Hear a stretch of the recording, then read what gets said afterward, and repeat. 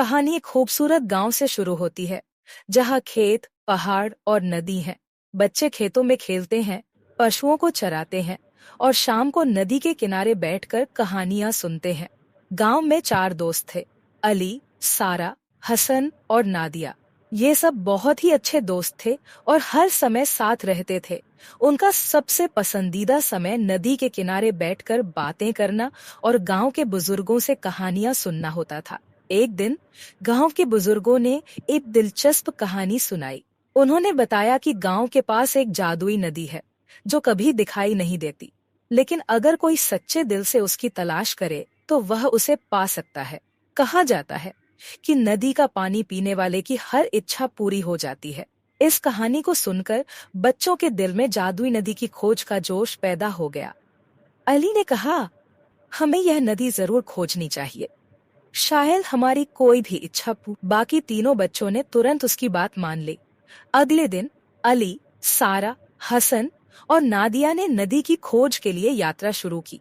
वे अपने साथ खाने पीने का सामान लेकर चल दिए और गांव के पास के जंगल की ओर जाने लगे। जंगल में प्रवेश करते ही बच्चों को एहसास हुआ कि यह कोई आसान यात्रा नहीं होगी। जगह जगह कांटेदार झाड़ियां, ऊंचे पेड़ और घने बादलों के कारण सूरज की रोशनी भी कम हो गई थी। कभी कभी अजीबोगरीब आवाजें सुनाई देती थी, जो उन्हें डराती थी, लेकिन वे सब एक दूसरे का हाथ पकड़े आगे बढ़ते रहे।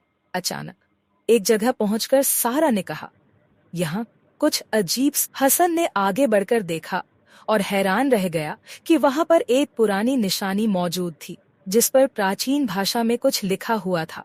अली ने निशानी को गौर से देखा और कहा, यह निशान हमें नदी के करीब होने का पता देता है। उन्होंने अपनी रफ्तार तेज कर दी और निशानी के इशारे की दिशा में बढ़ने लगे।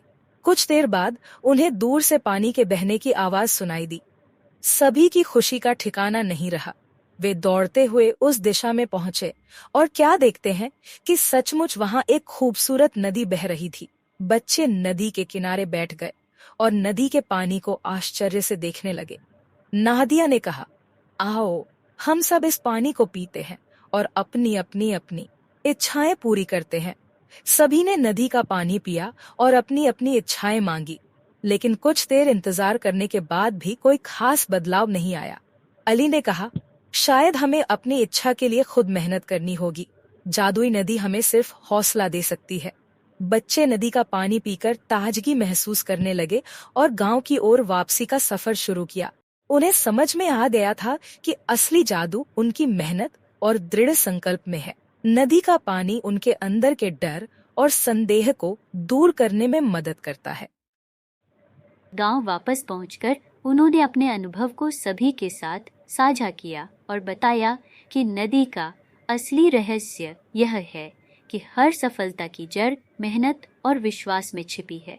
इस कहानी का सबक यह है कि सफलता के लिए जादुई चीजों की नहीं, बल्कि अपने दृढ़ संकल्प, मेहनत और विश्वास की जरूरत होती है। नदी का पानी बच्चों को केवल यही सबक सिखाने के लिए था कि जो भी चाहो उसके लिए दिल से मेहनत करो। कहानी के अंत में बच्चों को इस खूबसूरत दिन में खेलते हुए और मुस्कुराते हुए दिखाया जाता है।